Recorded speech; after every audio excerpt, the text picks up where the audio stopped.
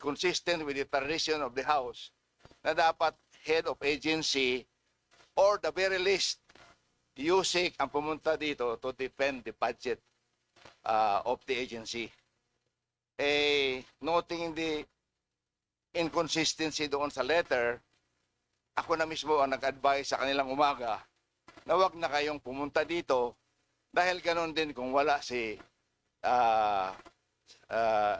Yusek Zulaika Lopez. And then I have the assurance of the Vice President na she will attend by next week.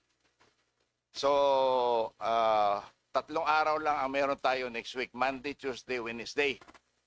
Therefore, since meron silang hearing sa Senado on Monday, Tuesday ang napili nila.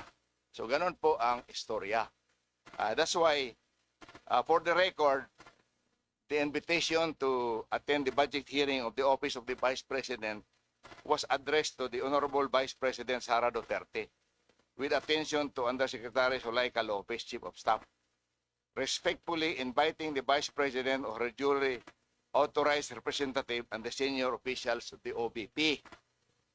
And after this, before 12 o'clock, I was assured that the Vice President will be present herself on Tuesday.